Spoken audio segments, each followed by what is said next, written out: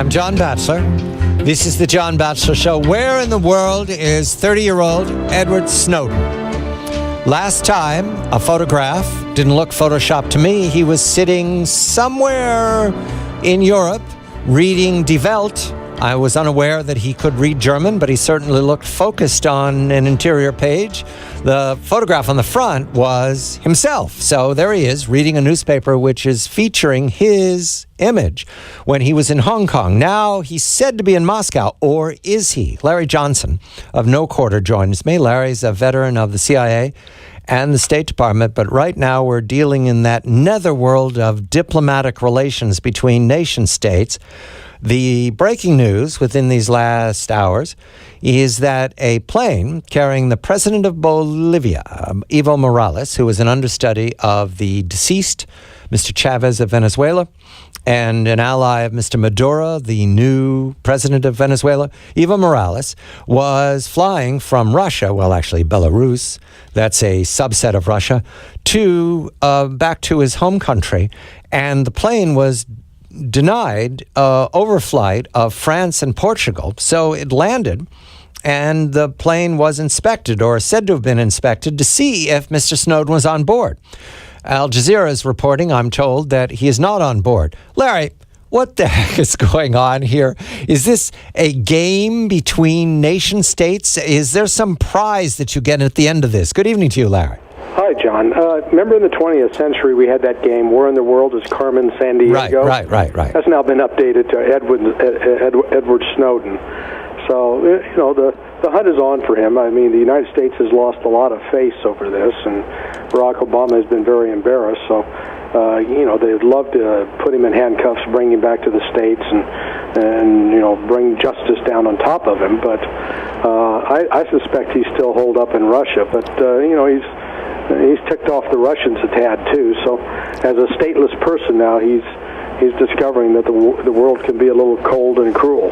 The countries on the list where he applied for refuge, sanctuary, just let me in. He needs a travel document, Larry. That's what he needs. He doesn't need his passport. He doesn't have one. And by the way, Mr. Snowden, that passport is the most precious document on planet Earth, probably in the solar system. And you no longer have one. So you need a document, a page, something saying you can travel to my country before he can leave Moscow. He's in the transit zone, which is neither here nor there, the fog of diplomacy. But Austria, Finland, Ireland, the Netherlands, Norway, Spain, and Switzerland, all have turned him down. Now, I'm told within these last moments, Larry, that Cuba and Venezuela have not made a decision. Does that mean that he can get on a plane if they give him a document and fly directly from Moscow to Cuba? Or would they run into the same problem they just did with Evo Morales' plane? You have to request permission over airspace and you can be denied.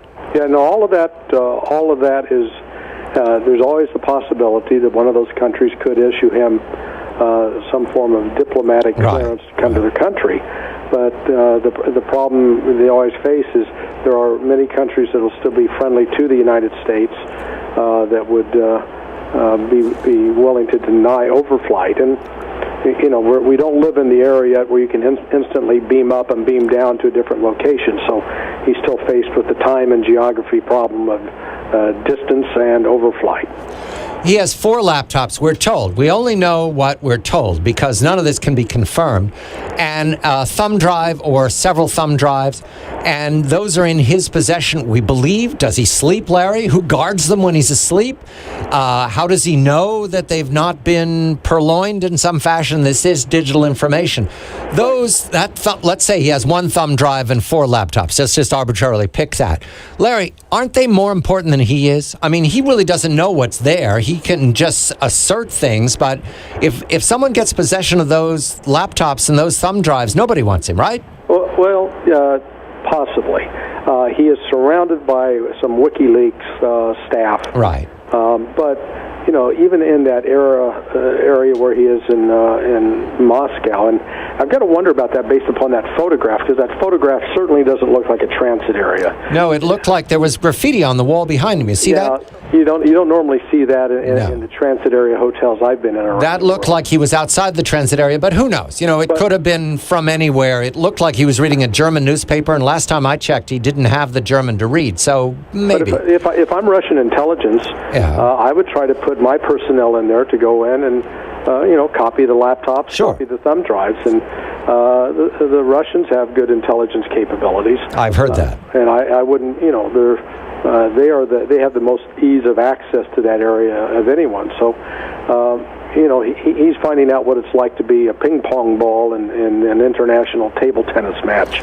Larry, does the intelligence community, IC, let's not name the branches, let's just say IC, do they want him back? Is this a game they want to win, or is there some advantage to embarrassing all these states? Well, there is the purpose of bringing him back to set the example that you don't get away with this and that you can't flee.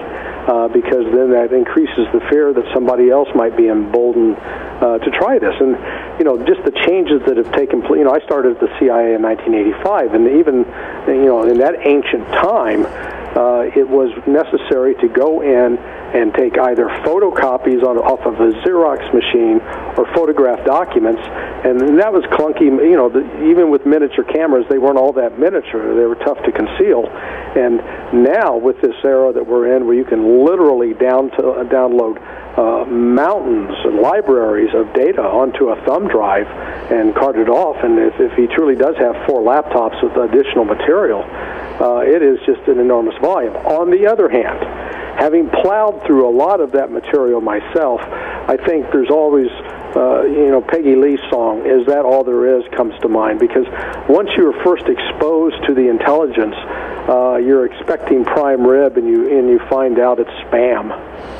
Larry, because we're dealing with intelligence services, state security, China, Russia, the United States, and these other states that are now participating, Germany's in a huff, France is in a huff. We know Portugal and France have now denied airspace. Do they all want the information on those, on that laptop and thumb drive? Does everybody desire it, or is it just a matter of Snowden and his freedom? Is that the issue? No, I think it's more the interest in the information. And, right. The rule of thumb in the intelligence world is there is no such thing as a friendly intelligence service.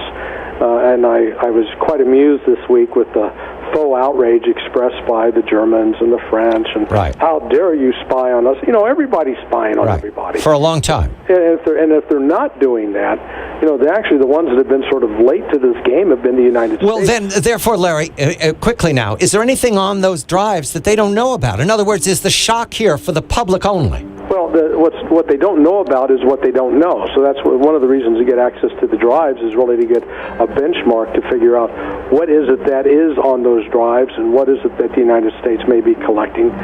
We don't know if it's a collection of SIGINT material that's collected by NSA, or if it actually included material from State Department, from Department of Defense, and from CIA. So depending, if he was able to download a variety of that material, I doubt if he really had access to a lot of the CIA material, because CIA limits access to that. Larry Johnson of NoQuarter. As of now, the information is that he's not on the plane. Evo Morales' plane bound for Bolivia. That means, by elimination, he's still in Moscow. Man without a country, but he does have laptops and thumb drives. I'm John Batchelor.